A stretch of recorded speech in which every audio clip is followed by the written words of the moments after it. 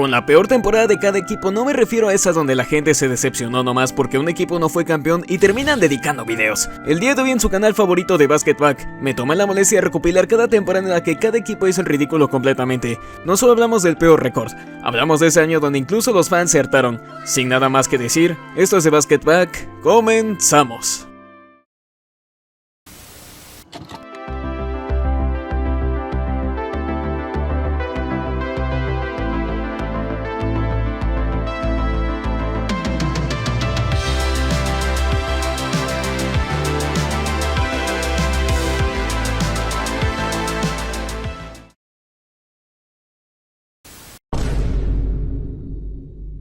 Los Sixers del 2016 fueron parte de lo que muchos llamaron The Process, este largo camino a formar un equipo alrededor de Joel Embiid. Sin embargo, para 2016 seguía ausente por lesiones, lo que dio como resultado la peor temporada de este equipo. Históricamente su peor récord fue en 1973, pero los Sixers del 2016 fueron peor de lo que imaginas. Quintetos que daban pena ajena, constantes humillaciones. Todo esto llevó a la elección de Ben Simmons con el pick número 1, que tampoco crean que fue una gran elección a fin de cuentas. Los años 80 fueron una etapa buena para este equipo. Llegaron a una que otra final de conferencia, pero al llegar a 1993 nos encontramos con un pésimo récord de 11 victorias y 71 derrotas. Cambiaron de entrenador 2 veces en esa temporada, y ambos terminaron con unos récords horribles. Las cosas tampoco mejoraron en la siguiente temporada. Dirk Nowitzki llegó hasta 1998, por lo que los 90 fueron años muy oscuros. Al igual que los Dallas Mavericks, este equipo fue un completo caos en los 90. Tras la salida de grandes jugadores como Dikembe Mutombo en 1995, el equipo buscó reconstruir, pero les tomó casi una década. Por lo mientras, su temporada de 1998 fue el punto más bajo, con un récord de 11 victorias y 71 derrotas. Puede que lo que eligieron en el draft sea un consuelo, pero no cuando su elección fue Rev LaFrentz, con el pick número 3. Con una carrera interrumpida por lesiones, y pese a no tener tan malos promedios, no cumplió con las expectativas.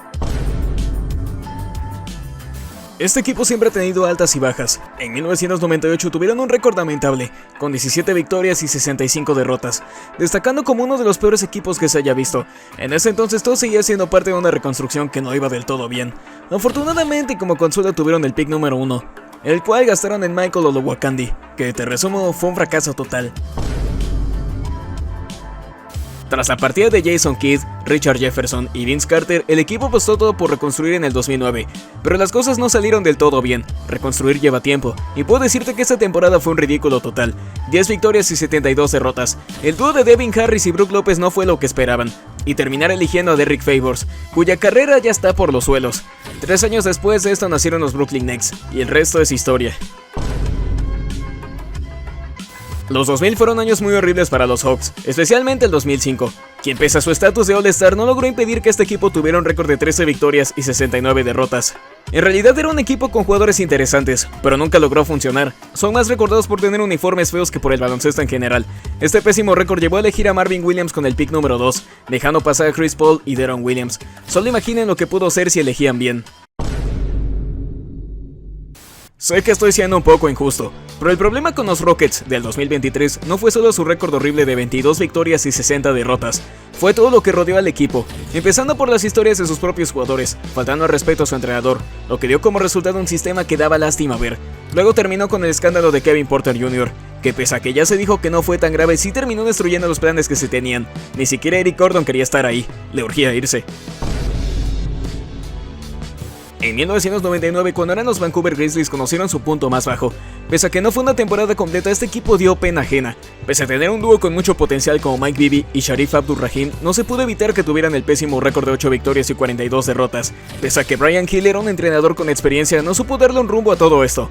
Y si se lo preguntan, su elección al final del año fue Steve Francis, a quien traspasaron por unos random, aunque de hecho Francis no quería jugar para los Grizzlies. Eso nos dice todo. Aquí no hablaré de un récord malísimo, eso había sido en 1997 con un récord de 15 victorias y 67 derrotas. El detalle es que pasó al año siguiente, cuando tenían potencial con Antoine Walker, Rick Fox y Chauncey Billups. El problema fue Rick Pitino, recordado con repudio por parte de los Celtics, responsable de traspasar a Chauncey Billups, de traspasar a Rick Fox, de crear un sistema que en la universidad podría funcionar, pero no en la NBA. En 1998 los Celtics no tocaron fondo en cuanto a derrotas, pero sí en cuanto a un ambiente deplorable, que provocó la ira de muchas personas. Tras la partida de Michael Jordan, Jerry Krause buscó reconstruir y las cosas no iban bien, siendo el 2001 su peor año, cuando terminaron con 15 victorias y 67 derrotas, cuando estaban desperdiciando el potencial de Elton Brand y Ron Artest. En ese entonces el equipo buscaba sacarse un buen pick del draft, quien terminó en Curry, no Curry, hablamos de Eddie Curry, con el pick número 4. Luego traspasaron a Elton Brand por Tyson Chandler, y el equipo se mantuvo en el abismo por 4 años más, hasta que Jerry Krause finalmente dejó el cargo, y dejó de tomar decisiones. Los 80 fueron lo peor que le pasó a los Cavaliers. No solo les hablo de derrotas, sino lo que estaba pasando en torno a la franquicia. Ted Stepien estaba haciendo pedazos al equipo con cada decisión estúpida, destacando en 1982 cuando traspasaron a su pick de primera ronda, por unos random, que al final ese pick se volvió en James Worthy, ya saben, la leyenda de los Lakers. Terminaron la temporada con 15 victorias y 67 derrotas. El equipo era liderado por Ron Brewer, que quizás nadie tope, y para acabarla de chingar, traspasaron 5 picks de primera ronda de forma consecutiva desde 1982 al 85, que hasta la NBA tuvo que crear una regla para evitar esto. En 2008 el equipo tenía al legendario coach Pat Riley en el mando, tenía a Shaquille O'Neal y tenía a Dwayne Wade. La pregunta es, ¿cómo acabaron con un récord de 15 victorias y 67 derrotas? Pues todo lo resumimos en lesiones. Tanto Wade como O'Neal no estuvieron presentes, pero incluso juntos las cosas ya no funcionaban, y el este ya se estaba reforzando mucho más. El roster que hace 2 años fue campeón se vio desmantelado con el traspaso de Shaquille O'Neal, la partida de Riley y la bienvenida a jugadores jóvenes, naciendo una reconstrucción que tampoco llevó muchos años, pero sí dio lástima ver cómo se desmantelaba un roster tan bonito. Del 2001 a 2014 los Bucks batallaron por entrar tan siquiera a playoffs. Pese a que el equipo ya no funcionaba, tardaron casi una década en reconstruir, lo que llevó a su peor temporada en 2014 con 15 victorias y 67 derrotas, liderados por Brandon Knight, conocido por ser el jugador con la peor suerte en la historia. Es increíble pensar que el equipo no estaba liderado por Chris Middleton y Giannis Antetokounmpo. Pese a que su potencial ya estaba demostrado, tardaron en seguir creciendo como jugadores, lo que terminó con Jabari Parker elegido con el pick número 2, cuya carrera nunca pudo despegar por culpa de las lesiones. Los Wolves siempre han sido tan malos que es difícil encontrarles un año destacable. Pero según muchos, el 2010 es el peor año de esta franquicia, tras elegir a Johnny Flynn sobre Stephen Curry, tras no contar con Ricky Rubio porque seguía en Europa. Los Wolves terminaron con el horrible récord de 15 victorias y 67 derrotas. El combo de Kevin Love y Johnny Flynn fue como Shaq y Kobe pero versión pirata. Y en realidad ellos no eran los líderes, esos eran Corey Brewer y Al Jefferson. Eso agreguemos sus uniformes horribles. Flynn se comenzó a lesionar y ahí terminó su carrera. Y para acabarla de chingar, en el draft eligieron a un tal Wesley Johnson. El problema con los Pistons del 2013 recae en la lesión de Cade Cunningham, quien no pudo brillar ni demostrar su potencial, pero aunque estuviera presente el equipo no hubiera mejorado mucho, terminando con 15 victorias y 67 derrotas, contando con Bojan Bogdanovic de 33 años como su mejor jugador. Jaden Ivey, pese a mostrar su potencial, no pudo hacer mucho por mejorar este equipo. Agreguemos 2 jugadores susceptibles a lesiones como James Wiseman y Marvin Bagley, 2 promesas que hasta ahora no han brillado. Así todo terminó con la elección de Ausar Thompson, quien se espera que pueda levantar este equipo. O tal vez no. Los Blazers del 2023 no tienen su peor récord históricamente. Con un récord de 33 victorias y 49 derrotas tuvieron oportunidades de volver a playoffs, pero esta temporada fue ver a Damian Lillard en un equipo sin rumbo, cuyo mejor compañero fue Jeremy Grant y Anfern Simmons, guiados por el legendario Chauncey Billups. Pero la inconsistencia de este equipo y enfrentarse a equipos muy superiores dio como resultado la salida de Damian Lillard, la cual trataron de impedir dándole un megacontrato a Jeremy Grant y eligiendo a Scott Henderson. Creo que a partir de ahora los Blazers irán de mal en peor. Conocidos por su récord pésimo de 7 victorias y 59 derrotas en 2012, tuvieron suerte de que no fuera una temporada completa. La peor ofensiva de la liga, la peor defensa, balones perdidos, jugadores que nadie puede recordar. Ni siquiera Kemba Walker podía impedir el ridículo que este equipo hacía de manera constante. Su líder anotador fue Gerald Henderson, y este sujeto ya ni está en la NBA. Jamás imaginé que el único jugador que brilló fue Walker, quien hoy en día juega en Europa, y el único que sigue vigente es Bismack Biyombo. Este equipo es recordado más por un meme que por otra cosa. Los Warriors del 2001 son curiosos, terminaron con 15 victorias y 67 derrotas. Tenían la segunda peor ofensiva, pero lo destacable es los jugadores que tenían. Hablamos de potencial desperdiciado con Antoine Jamison y Larry Hughes. Nombres que quizás no te suenen mucho o no sean de superestrellas, pero eran jugadores muy buenos. Pero si hablamos del resto del equipo, de plano son nombres casi desconocidos, lo que dio resultado a una temporada pésima, que terminó con la elección de Gilbert Arenas, quien después fue traspasado junto a Jameson. Hablamos de que fue tanto sufrimiento por nada. Sé que los Lakers del 2022 fueron más hilarantes, pero la gente olvida lo que eran los Lakers del 2016. Es triste pensar que este fue el último año de Kobe Bryant, dentro de un equipo de jovencitos que quizás en el futuro llegaron a destacar, pero durante su estancia en Lakers solo le provocaron dolores de cabeza a Kobe Bryant. Pese a su participación en el All-Star, nos impidió que se quedaran con la peor defensa de la liga. Fuera el equipo que menos puntos hacía, lo que dio como resultado un récord de 17 victorias y 65 derrotas, culminando con ese juego de 60 puntos de Kobe Bryant, terminando así su sufrimiento. La gente olvida lo que eran los Knicks en el 2019, cuando eran guiados por un tal David Fizdale, cuando pensaban que Tim Hardaway Jr. era el elegido para llevarlos a la gloria, así como el sujeto que tenía una chamarra de Fortnite, fue su elección gloriosa. Ya con eso les resumo lo mala que fue su temporada, y aún así tuvieron un juego de Navidad, no entiendo por qué, pero bueno, terminaron con un récord de 17 victorias y 65 derrotas, tenían la peor ofensiva en ese año, eran recordados por ser más un meme que otra cosa, realmente eran la burla de la liga. La idea era quedarse con Zion Williamson, pero fracasaron al tener el pick número 1. También planeaban conseguir a Kevin Durant y Kyrie Irving en la agencia libre, que sí llegaron a Nueva York, al otro equipo, pero llegaron. En 1983 los Indiana Pacers tuvieron un récord tan malo que llevó a que este equipo sea olvidado. Bueno, en realidad nadie recuerda a los Pacers de los 80. Curiosamente este equipo no tenía la peor ofensiva o defensa, pero de todas formas terminaron con 20 victorias y 60 derrotas. Simplemente había equipos muy superiores en el este, y pues claramente esta no fue su oportunidad. Tras perder a Chris Paul, el equipo afortunadamente pudo ser vendido. Eso además les dio la oportunidad de quedarse con Anthony Davis en el draft del 2012. Incluso había jugadores destacados como Ryan Anderson y Eric Gordon. Pero eso no impidió ser la segunda peor defensa de la NBA. No impidió que su récord fuera de 27 victorias y 55 derrotas. Agreguemos que AD y Gordon se perdieron juegos por lesiones, terminando con Gravis Vázquez, Robin López y Ryan Anderson como su Big Three. Impresionante, ¿verdad?